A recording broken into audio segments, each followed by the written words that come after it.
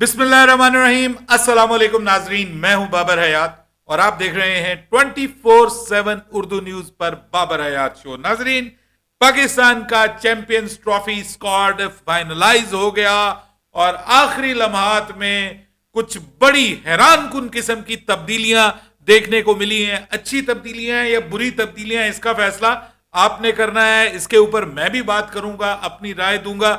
लेकिन इस वक्त मार्केट में जो स्क्वाड इस वक्त गर्दिश कर रहा है, जो सोर्सेज दावा कर रहे हैं, वो एक नहीं है, वो दो स्क्वाड हैं और दोनों बहुत डिफरेंट स्क्वाड्स हैं। दोनों में बहुत सारी तब्दीलियां हैं। लेकिन एक बात कंफर्म हो गई है कि इस चैंपियंस ट्रॉफी की जो ओपनिंग जोड़ी है वो कंफर्म हो गई है और वो भी हैरानकुन है। किसी हद तक हैरानकुन भी है और बड़ी दिलचस्प भी है।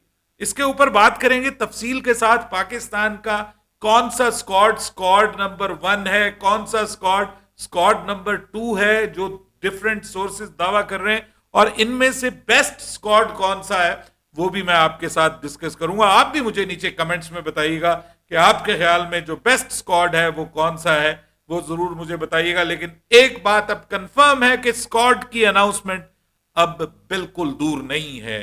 बात करेंगे तफसील के साथ। लेकिन आगे बढ़ने से पहले आपसे गुजारिश कि अगर आप हमारे नए व्यूअर हैं तो प्लीज हमारे इस चैनल को जल्दी से कर लीजिएगा सब्सक्राइब और बेल आइकन को पुश करना मत भूलिएगा। मुझे फॉलो कीजिए इंस्टाग्राम पे @बाबर-हयात-शो और हमारे पेज को फेसबुक पे लाइक कर लीजिएगा। तो जनाब, पाकिस्तान का जो चैंपियंस ट्रॉफी स्क्वाड है वो एक मुअम्मा बना हुआ है और अभी तक अगर आप देखें तो दुनिया की सभी टीमों ने स्क्वाड्स अनाउंस कर दिए, हमने नहीं किए। लेकिन आज खबर आई, सोर्सेज ने यह दावा किया कि स्क्वाड को चैंपियंस ट्रॉफी के लिए जो सिलेक्शन कमेटी है उसने फाइनलाइज कर दिया है और स्क्वाड को भिजवा दिया गया है मोहसिन नकवी साहब के पास कि वो इस स्क्वाड को फाइनली अप्रूव करें, उस पर अपने सिग्नेचर करें और उसके साथ ही फिर स्क्वाड की अनाउंसमेंट का ऐलान कर दिया जाएगा कि कब अनाउंस होगा ये स्क्वाड।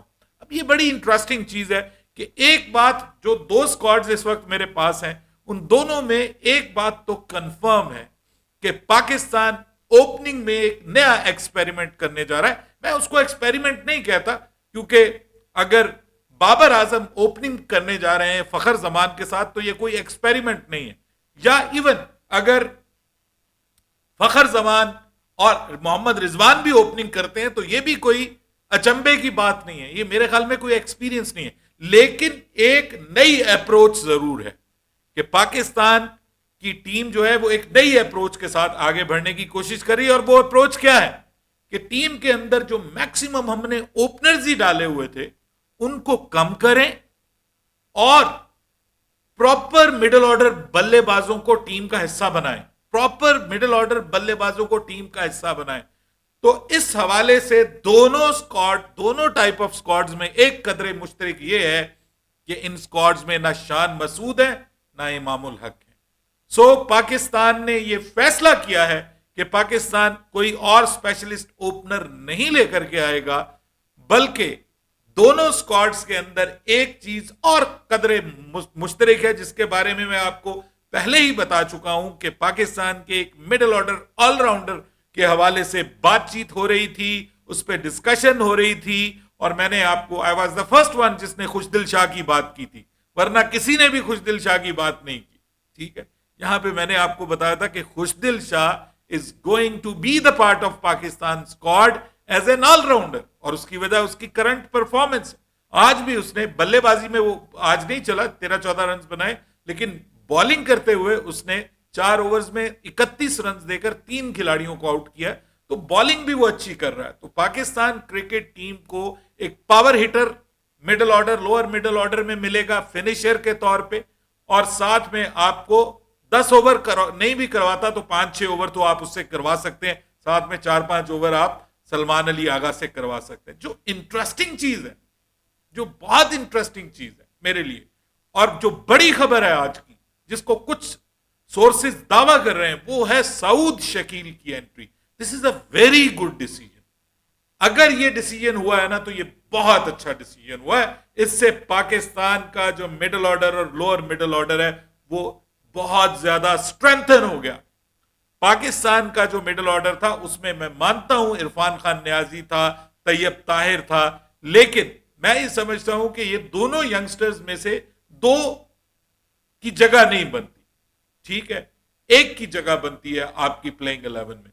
लेकिन अगर आप इन दोनों को बैकअप में रखें और खुशदिल शाह को नंबर 7 के ऊपर ले आए तो आपकी बड़ी जबरदस्त कॉम्बिनेशन बनती है। तो सबसे पहले मैं आपको जो एक बड़ी चेंजेस जो हैं वो टीम के अंदर हुई हैं वो मैं आपको बताता हूं, लेकिन सबसे इंपॉर्टेंट चीज ये है कि पाकिस्तान की टीम जो है वो इस बार कुछ खास करने जा रही है अपने स्क्वाड के अंदर, और जो स्क्वाड नंबर 1 है वो मैं आपके सामने शेयर करता हूं। उसमें मोहम्मद रिजवान, फखर जमान, बाबर आजम, कामरान गुलाम, सऊद शकील, सलमान अली आगा, खुशदिल शाह, यानी खुशदिल शाह को साइम अयूब की जगह शामिल किया गया, ठीक है। एक दूसरा स्क्वाड है उसमें तो और भी हैरान कुन तब्दीलियां हैं, लेकिन यहां पे खुशदिल शाह को उनकी जगह शामिल कर लिया गया है। शाहीन शाह अफरीदी, नसीम शाह, हारिस रऊफ, अबरार अहमद, हसीबुल्लाह खान, सुफियान मुकीम, मोहम्मद हसनैन और इरफान खान न्याजी। यहां पे सऊद शकील जो हैं उनको तैयब ताहिर की जगह टीम का हिस्सा बनाया गया इस स्क्वाड के मुताबिक, इस स्क्वाड के मुताबिक। लेकिन जो हैरान कुन स्क्वाड है ना, जो दूसरा स्क्वाड है जो मेरे सामने है इस वक्त, वो भी दावा किया जा रहा है कि जी ये स्क्वाड जो है ये फाइनल हुआ है, तो वो मैं आपको बता देता हूं कि जनाब उसमें मोहम्मद रिजवान कप्तान है, उसके बाद बाबर आजम है, उसमें उस्मान खान है। अमेजिंग अमेजिंग इंक्लूजन, और मेरे हिसाब से बड़ा अजीबो गरीब इंक्लूजन है उस्मान खान का इस स्क्वाड के अंदर, अगर होता है, क्योंकि लॉजिक नहीं बनती उसकी। ये मैं आपको बताऊं कि करंटली खैर उसने भी एक 100 मारा है बांग्लादेश प्रीमियर लीग में और वो ठीक खेल रहा है, उसने 50s भी मारी है, लेकिन आपने उसको बिल्कुल ही ओडीआई से बाहर रखा है। अगर आप वो आपके ओडीआई प्लान्स के अंदर था तो आपको उसको अभी 3 लगातार आपने इंटरनेशनल ओडीआई सीरीज खेली है, तो उनका भी आपको हिस्सा बनाना चाहिए था। हालांकि वो आपका जो चैंपियंस कप है ओडीआई का, उसका टॉप स्कोरर है, वो टॉप विकेट कीपर भी है, ठीक है। तो उस हिसाब से उसकी जगह तो बनती थी, लेकिन उसको ट्रेन करने की जरूरत थी टीम के साथ। आप 3 ओडीआई मैचेस जो है वो उसको 3-4 खिलवाते तो पता चल जाता। बहरहाल ये हैरान कुन इंक्लूजन है अगर ये होती है तो। उसके बाद जो है वो खुशदिल शाह, ये दोनों उसमें स्क्वाड्स में शामिल है। सलमान अली आगा, तैयब ताहिर, इरफान खान, इस स्क्वाड में तैयब ताहिर और इरफान खान दोनों शामिल हैं। उसके बाद कामरान गुलाम है, अबरार अहमद हैं, हारिस रऊफ हैं, जहांदाद खान है। जी हाँ, ये वैसे इंक्लूजन हो सकती है टीम के अंदर जहांदाद खान की, कि उसको आप फास्ट बॉलिंग ऑलराउंडर के तौर पे और लेफ्ट हैंडेड बॉलर के तौर पे भी आप इस्तेमाल कर सकते हैं। यहां पे जहांदाद खान, और भाई पसंद है ये आकिब जावेद साहब को, तो कोई इसमें दो राय नहीं है, ये मुमकिन है कि वो टीम का हिस्सा हो, लेकिन ये भी T20 खेलते रहे। उसके बाद मोहम्मद हसनैन है, नसीम शाह है, शाहीन शाह आफरीदी हैं। अब इसमें क्या खामी है? इसमें देखिए आप सिर्फ एक प्रॉपर स्पिनर के साथ जा रहे हैं। दूसरा जो स्क्वाड था उसमें दोनों प्रॉपर स्पिनर मौजूद थे, साथ में खुशदिल और आगा सलमान का तड़का भी लगा हुआ था कि आप उनको भी कर सकते हैं, और अगर अबरार से नहीं चलते इस चैंपियंस ट्रॉफी में, उनको मार पड़नी शुरू हो जाती है, तो आपके पास कौन ऑप्शन मौजूद है? ठीक है, आपके पास एक प्रॉपर स्पिनर होना जरूरी है बैकअप के तौर पे। देखिए 4 प्लेयर्स जो है ना वो आपके पास बैकअप के तौर पे होने चाहिए। मोहम्मद हसनैन फास्ट बॉलर्स का हो गया, नसीम शाह और जहांदाद खान, ये अब बताइए कि क्या स्पिनर का बैकअप हो सकता है कहीं भी? और चलिए उस्मान खान को हम मान लेते हैं कि वो आपके विकेट कीपर का बैकअप है और ओपनर का बैकअप भी है, लेकिन हसीबुल्लाह खान के साथ क्यों ज्यादती की जा रही है? मतलब उसको आप साथ लेके जाते रहते हैं, कभी 6 पे खिलाते हैं, कभी 8 पे खिलाते हैं, बेचारे को नाकाम करके। डिस्गस्टिंग है ये, किसी के कैरियर के साथ ये जो है मजाक, मेरे ख्याल में ये नहीं होना चाहिए। देखिए मैं इस नतीजे पे पहुंचा हूं कि आपका जो बेस्ट स्क्वाड मुझे अभी तक जो नजर आ रहा है ना वो ये वाला स्क्वाड नंबर 1 है।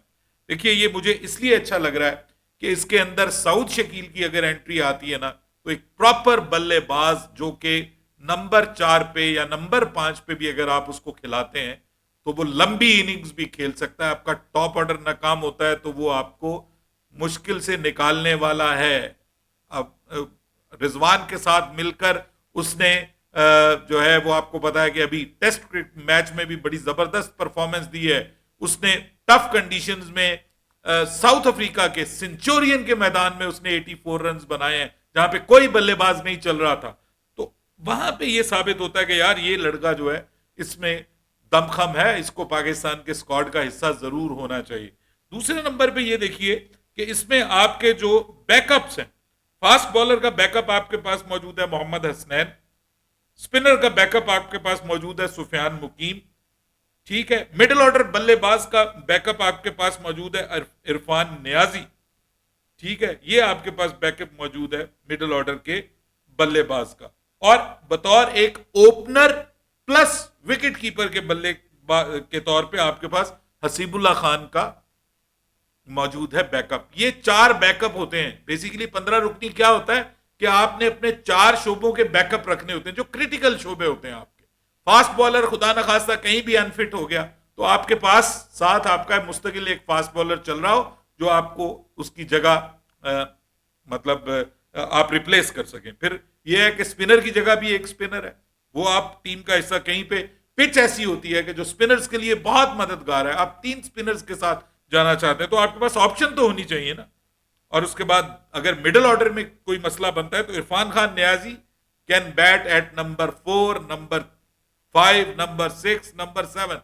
बल्कि इसके बारे में तो बाकायदा वहां पर बात हुई, ऑस्ट्रेलिया में भी बात हुई इरफान खान के हवाले से, और फिर इवन साउथ अफ्रीका में जो है वो बात की गई और इनके बारे में कहा गया कि इसके अंदर बहुत टैलेंट है, इसको ऊपर खिलाएं आप, ये प्रॉपर बैटर है, ये सिर्फ पावर हिटर नहीं है कि एंड में आके 8-10 बॉलें आप इसको खेलने के लिए दें, इसको प्रॉपर बैटिंग आप करवा सकते हैं। तो ये एक बैकअप के तौर पे तो मुझे ये वाला स्क्वाड जो है ना वो ज्यादा बेहतर लग रहा है। मुझे उस्मान खान की इस वक्त स्क्वाड में एंट्री और साथ में जहांदाद खान की स्क्वाड में जो एंट्री है ना वो मेरी समझ से बालातर है, वो मेरी समझ से बालातर। हालांकि that is not a bad choice, लेकिन भाई आप एक फास्ट बॉलर को एक प्रॉपर स्पिनर के स्टेक के ऊपर नहीं रख सकते। आप मुश्किल कंडीशन में सुफियान मुकीम से बॉलिंग करवाते रहे हैं जहां पे वो स्पिनर्स की को उस तरह से मदद नहीं मिलती। तो जब आप अपने होम ग्राउंड में अपनी कंडीशंस में आएंगे तो वहां पे आप अपने प्रॉपर स्पिनर को मौका क्यों नहीं दे रहे, ये सवाल बनता है। लेकिन अब देखते हैं कि फिर हसीबुल्लाह खान के साथ भी ज्यादती है। अगर आप उस्मान खान को ले आते हैं या तो आप उसको मुस्तकिल रखते। मैं उस्मान खान के भी खिलाफ नहीं हूं, मैं एक माइंडसेट की बात कर रहा हूं कि अगर आप माइंडसेट के साथ चलना चाहते हैं, इस माइंडसेट के साथ चलना चाहते हैं, और ये सब सडन चेंजेस हो जाएंगे, मतलब खुशदिल भी आ गया अचानक, उसके बाद जो है वो उस्मान भी आ गया अचानक, जहांदाद खान भी आ गया अचानक, मतलब इतनी सारी जब आप तब्दीलियां अचानक करते हैं तो टू मच हो जाता है और ये रिक्वायर्ड भी नहीं है। ठीक है, आपको एक फास्ट बॉलिंग ऑलराउंडर मिल जाए तो अच्छी बात है, ये गलत नहीं है, अच्छी बात है, टीम में ये भी बैलेंस को लेके आता है। लेकिन साथ में आप कुर्बानी किसकी दे रहे हैं? आप कुर्बानी दे रहे हैं अपने एक प्रॉपर स्पिनर की, ठीक है, जो कि मेरे ख्याल में मुनासिब नहीं। ठीक है, इसमें तैयब ताहिर और इरफान दोनों हैं, आप उनको यंगस्टर्स को अगर मौका दे रहे हैं तो ठीक है, लेकिन भाई मेरे ख्याल में this squad is way better. लेकिन अब सवाल उठ रहा है कि भाई इमामुल हक का क्या कसूर है, इमामुल हक को क्यों शामिल नहीं किया गया, इस पे बहुत बात हो रही है। प्रॉब्लम यह है कि इमामुल हक काफी अरसे से क्रिकेट से आउट है और इमामुल हक की जो रीसेंट फॉर्म है वो भी कोई बहुत अच्छी नहीं है। उसका पास्ट रिकॉर्ड बहुत अच्छा है, सब चीजें अपनी जगह हैं, वो मतलब ओडीआई में उसका रिकॉर्ड बहुत शानदार है, सेंचुरीज 9 कर चुका है वो। लेकिन बात यह है कि अभी रीसेंट उसका जो फॉर्म है वो उस तरह से नहीं चल रही और वो उस तरह से परफॉर्मेंस भी नहीं कर रहा। लेकिन खुशदिल शाह, अब देखिए रीसेंट फॉर्म कितनी जबरदस्त है।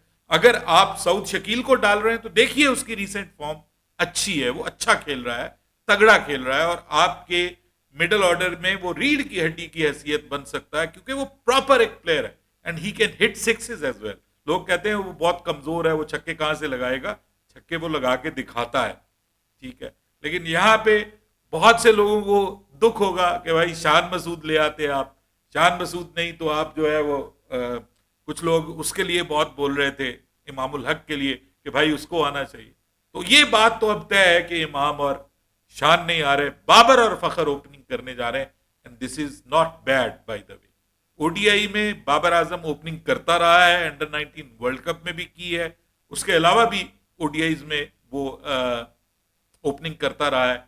बाबर आजम अगर दुनिया का नंबर 1 बल्लेबाज नंबर 1 पोजीशन पे खेलेगा तो ये और ज्यादा एक्साइटिंग बना देगा, और फखर के साथ बाबर आजम की अंडरस्टैंडिंग भी बहुत अच्छी है। तो ये एक, और फिर प्लस देखिए 2 लेफ्टीज को एक साथ खड़े करना उससे बेहतर होता है कि एक लेफ्ट हैंडेड हो और एक राइट हैंडेड हो, ये दोनों एक साथ मिलकर खेलेंगे तो फिर और ज्यादा मुश्किल हो जाती है बल्लेबाज साइड के लिए। तो ये एक जबरदस्त चीज हो जाएगी। और उसके बाद फिर आपके पास अगर आप कामरान गुलाम को टॉप पे नहीं लाना चाहते नंबर 3 पे, तो नंबर 3 पे आप रिजवान को खिला सकते हैं, नंबर 4 पे कामरान गुलाम को लेके जा सकते हैं, नंबर 5 के ऊपर जो है वो साउथ शकील है, नंबर 6 के ऊपर आगा सलमान है, नंबर 7 के ऊपर जो है वो आपके पास खुशदिल शाह है। तो देखिए कैसा जबरदस्त स्क्वाड है।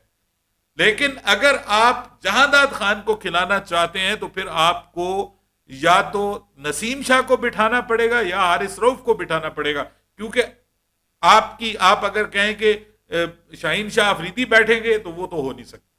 और अगर आपने इसी को डालना है जहांदाद खान को, तो मेरे ख्याल में उससे बहुत बेहतर है अब्बास आफरीदी।